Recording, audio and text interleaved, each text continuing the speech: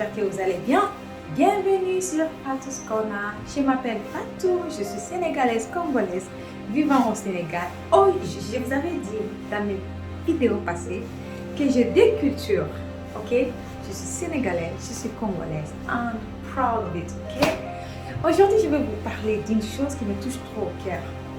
Vous voyez, les mamans. Je vais parler aux mamans, je vais parler aux papas, je vais parler aux parents africains qui nous sommes, ok? J'aime l'Afrique et je suis fière d'être une Africaine. Il y a des choses qu'on doit se dire la vérité, donc j'invite les mamans. Si tu ne t'es pas encore abonné sur ma chaîne, abonne-toi sur ma chaîne, active la cloche des notifications, tu seras notifié à tout moment que je poste mes vidéos. Aujourd'hui, je vais attirer l'attention sur quelque chose qui se passe dans nos communautés en Afrique. Les enfants sont nés, pas parce qu'ils ont demandé de naître, c'est parce que nous les parents, nous avons voulu avoir les enfants. Ok? Vous voyez, si une femme blanche, elle n'arrive pas à concevoir, elle va aller adopter. Elle va élever cet enfant. Ok? Maintenant, nous les parents africains, lorsque nous n'arrivons pas à concevoir, on va entrer par ici chez les marabouts, entrer chez les fétichiers, entrer dans les églises, entrer par là pour chercher des enfants. Ok? Maintenant, lorsque nous avons des enfants, c'est notre responsabilité d'éduquer nos enfants, de les nourrir, de les habiller. C'est notre responsabilité. Ok?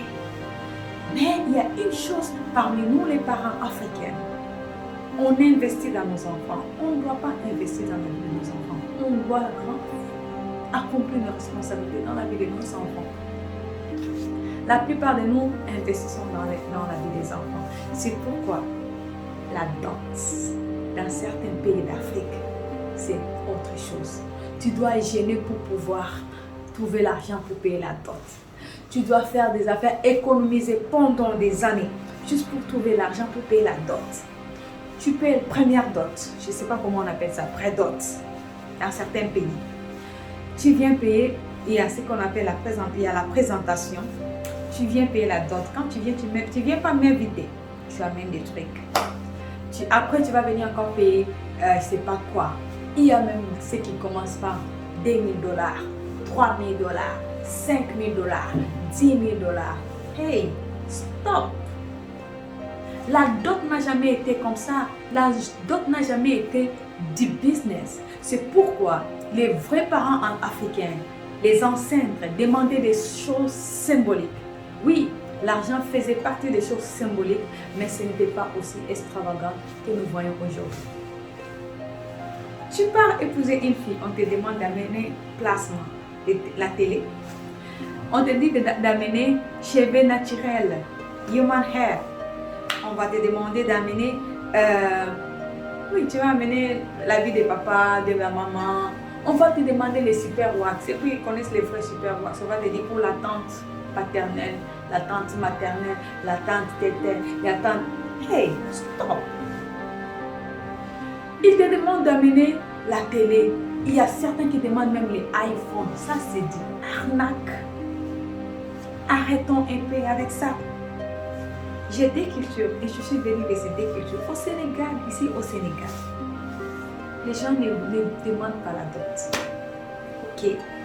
Lorsqu'un homme va épouser sa femme, les anciens de la famille vont se rencontrer soit à la maison ou à la mosquée. Ils vont attacher les mariages et ils vont donner certaines choses symboliques et l'homme va donner un présent symbolique à sa femme. Ça peut être de l'argent, ok? Et après ça, l'homme décide de lui-même ce qu'il veut soutenir sa femme.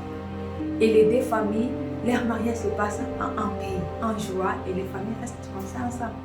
Mais certaines familles aujourd'hui, les gens viennent même pour négocier, disent non, nous c'est ça. Ma fille, je l'ai envoyée à l'école. Ma fille a fait des études. Ma fille, elle est partie à l'université. Oh, je l'ai envoyée étudier aux États-Unis. Mais c'était ta responsabilité. Ce n'est pas pour la raison pour laquelle tu vas vendre ta fille. Oui, tu peux me dire que $2 000, cela ne veut pas dire que vendre la fille.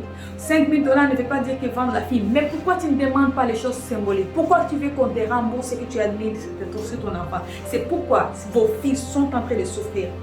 C'est pourquoi vos filles, on les traite comme des marchandises. C'est pourquoi lorsque ta fille fait des erreurs, l'homme les traite de tous les mots. Pourquoi? Parce que tu as vendu ta fille. Et arrêtons ça. Je sais qu'un enfant coûte cher. Élever un enfant coûte cher.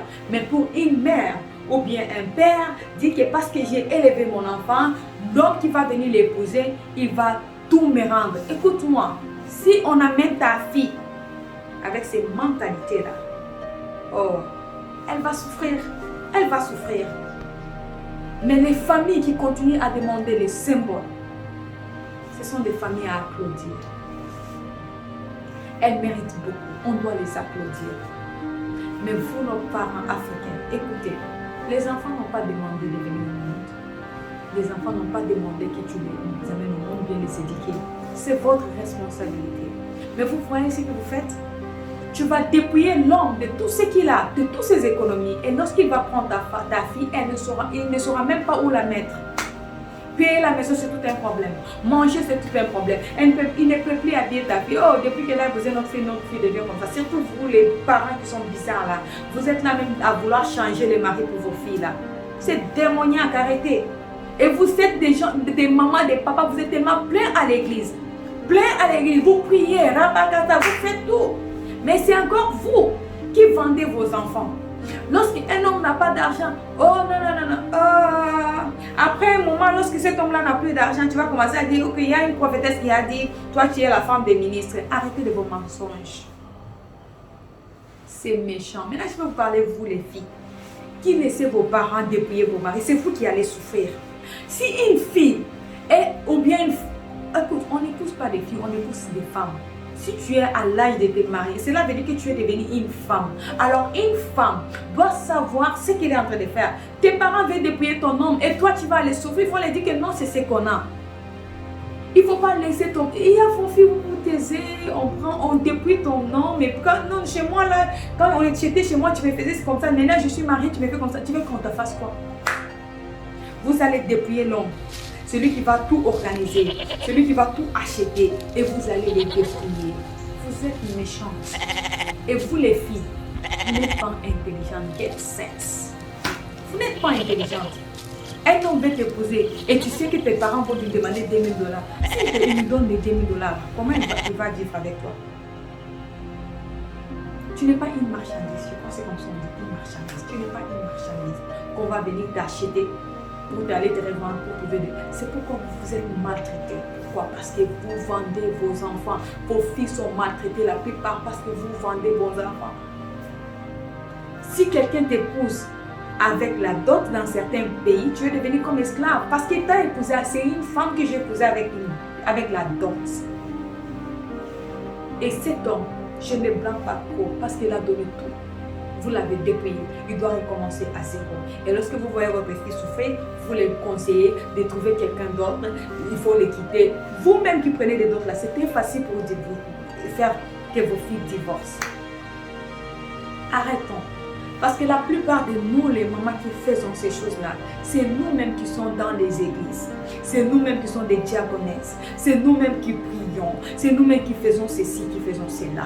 Après le mariage, tu veux toujours que ta fille t'envoie tout le temps. Le mari de ta fille doit t'envoyer de l'argent, doit t'envoyer ça. Si on ne t'envoie pas, tu es fâché alors que tu les as dépouillés. Une maman va aider son enfant, va aider sa fille. Il ne va pas dépouiller son gendre. Il va aider, il va contribuer. Au Nigeria, la plupart du temps, les deux familles organisent le mariage. Tu peux voir même le père de la femme peut même donner un présent comme une maison pour que vous ne souffrez pas. Mais certains pays africains, non, il n'y a pas ça. Et même au Nigeria, certains pays, certaines ethnies, quand ils te donnent la dot, la liste, hein? Ce n'est pas seulement là-bas, c'est la plupart des pays africains. Mais le Sénégal, I love Sénégal. It is perfect. Dans ces côtés-là, je ne blâme pas. Oui, je sais qu'il y a des mots partout, que ce soit dans les autres pays, mais ce que j'ai appris et ce que j'ai vécu au Sénégal, il y a un peu d'humanité et de dignité. Personne ne cherche à dépouiller l'enfant de prix. C'est lui qui vient donner pour soutenir la femme qui vient pousser.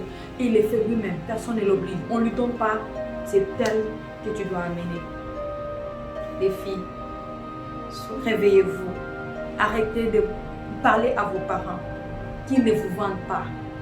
Moi, mes enfants, je vais donner mes enfants à marier. Même si je les ai amenés à l'université, cela ne veut pas dire qu'ils doivent payer pour ce que j'ai payé pour les autres. J'ai fait ma responsabilité. Parce que mes enfants aussi vont faire leurs responsabilités envers mes petits-enfants.